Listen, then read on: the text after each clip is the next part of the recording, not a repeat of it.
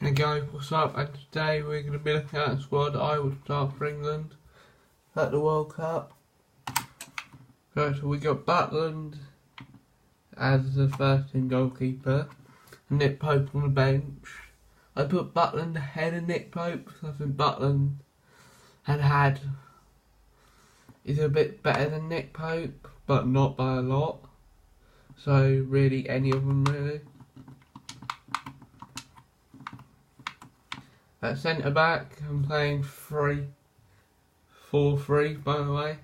At centre back, I put Maguire, Dyer, and Cole Walker.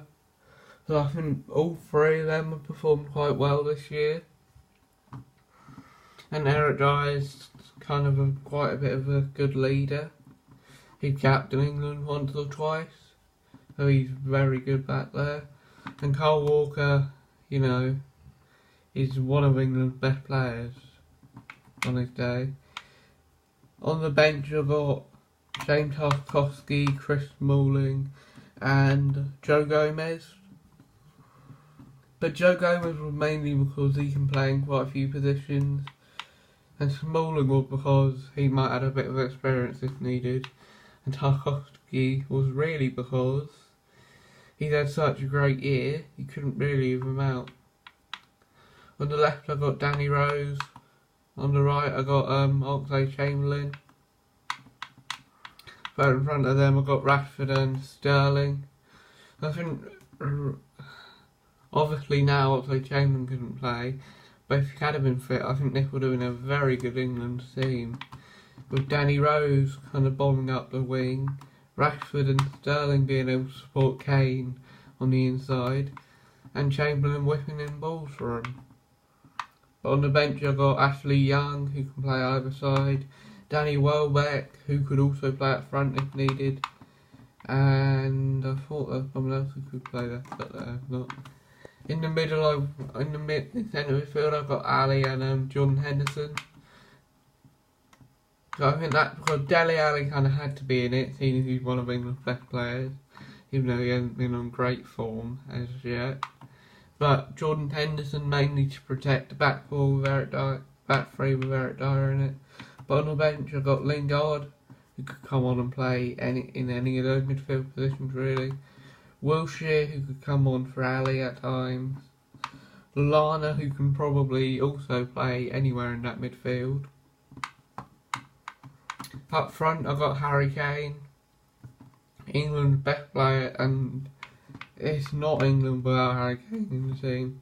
On the bench I've got Vardy, Welbeck obviously, who could also play there, who I mentioned before, and Jermaine Defoe. But Defoe I brought just in case Kane got injured, to add a bit of experience to the role, and if England was struggling to get out of the group stages.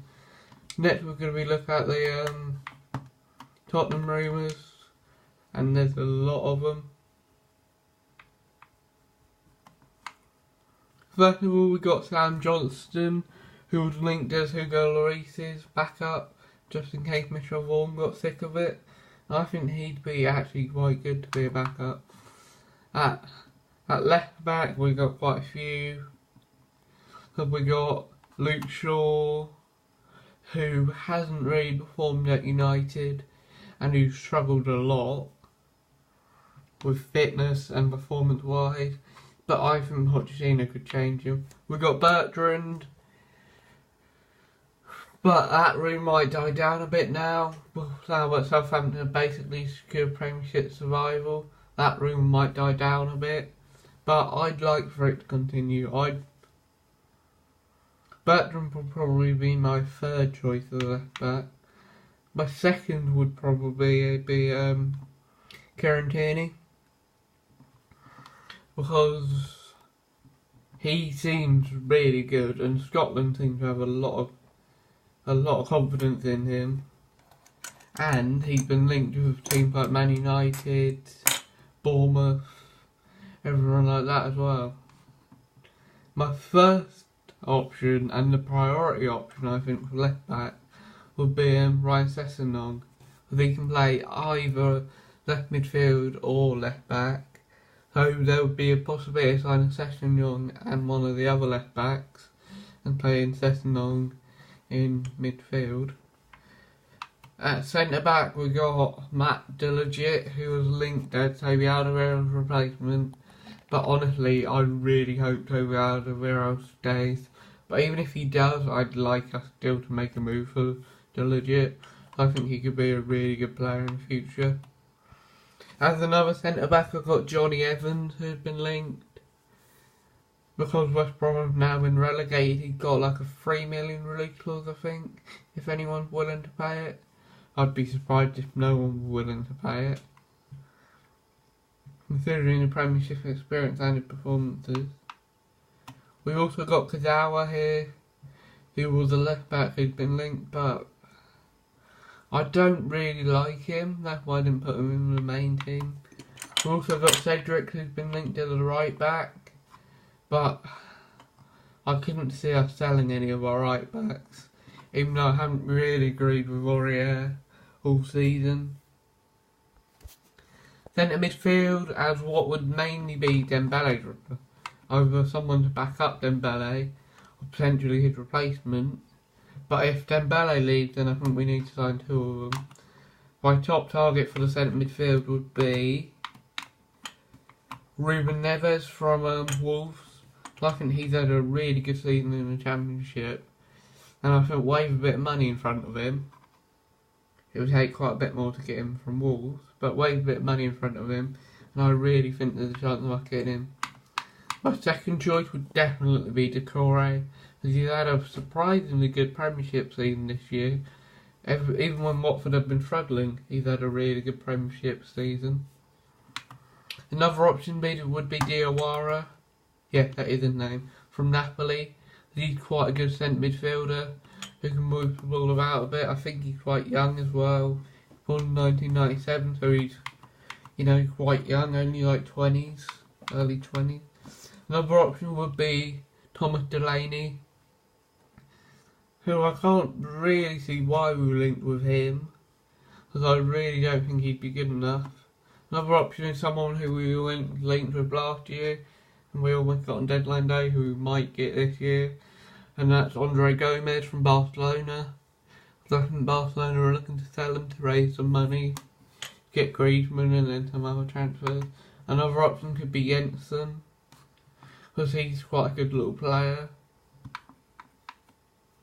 If we wanted to get a younger option, we could get Barella from Cagliari. Yeah, Cagliari in Italy. Next we're going to be moving on to wide midfielders, and definitely my main target for a wide midfielder would be bringing Gareth Bale back, because I'm confident that if Bale does leave Madrid, it would probably be for Tottenham. I'd really like him back. Just think, next year it could be Bale, Ali, Eriksen and Kane up top. Yeah, that would be a bit unfair to Son to drop him, but he's no Gareth Bale. He's good, he's really good, but he's no Gareth Bale. Another option, if that didn't go through, but I'd like to see happen, is Malcolm from Bordeaux, who we were linked with a lot in January, but it didn't go through because I don't think Bordeaux wanted to sell him halfway through a season. But obviously their season would have ended now. That could be a real option. Another option, if we wanted to go Portuguese with our signing, could be Gelson Martins from Sporting, because he's had a really good season and he's been linked with teams like Madrid in the past. Another option could be Leonardo, I think it is. Yeah, Leonardo Bittencourt from Cologne. That would be more of a backup for Son if we couldn't get Bale. That'd be more someone sit on the bench just in case. A potential striker to replace Fernando Llorente could be Kong Son Han, who's not very old, but he's actually shown a bit of quality this year for Cagliari, and I think he could be a real option. Obviously my favourites on this list would be Bale, Sessegnon, Delegit, Ruben Neves. I think they would be my favourites on this list, but there are still a few I wouldn't mind. I've also got Riyad Mahrez on here, who I would absolutely love, even though he does have a tendency to throw toys out of the pram if he doesn't get his own way. But anyway guys, that's going to be the end of this video. Thank you for watching, and I will see you guys very, very soon.